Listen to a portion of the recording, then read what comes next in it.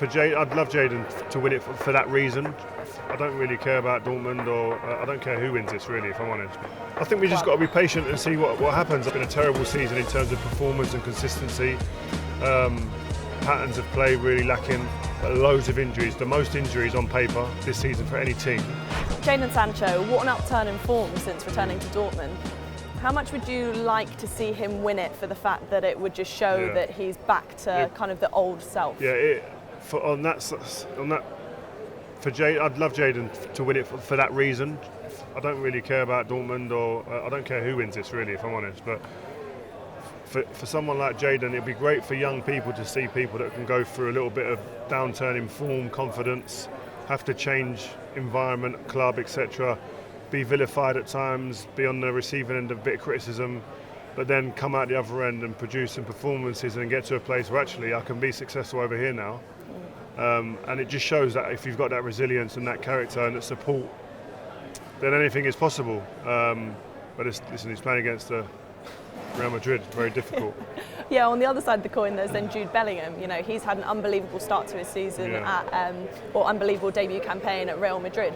Do you think that's the best debut campaign we've seen in a Real Madrid shirt, like over Zinedine Zidane, over Ronaldo, Gareth Bale, people like that? Yeah, well, I spoke to Claude Makelele, I spoke to Roberto Carlos, I've spoken to Zinedine Zidane, I spoke to loads of people who played at Real Madrid, and they all said they can't believe what they're seeing. Christian Carambo, they can't fathom a player going in and doing that, let alone a player of Jude's age and inexperience, really, at that level. To do what he's done, none of the players, Benzema, none of them we've seen come in and do what he's done. Ronaldo's maybe got the closest in terms of goals and stuff, but the impact has been phenomenal, nothing short of extraordinary. So, and you see the way that the current players are talking about him. I watched an interview with Modric the other day. I'm like, Modric is talking about him like this guy he's being heaven sent almost to come and play there. So it'll be capped off if they win the Champions League. I want to finish by just wrapping up with the Premier League. Manchester United.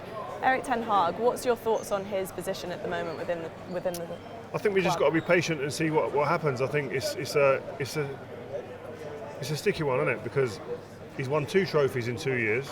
The first year we saw a real upturn in performance, a real difference, and you thought, okay, I left the season last year thinking with real optimism. Started the season optimism, and all of a sudden it fell flat on its face. Been a terrible season in terms of performance and consistency. Patterns of play really lacking, but loads of injuries, the most injuries on paper this season for any team.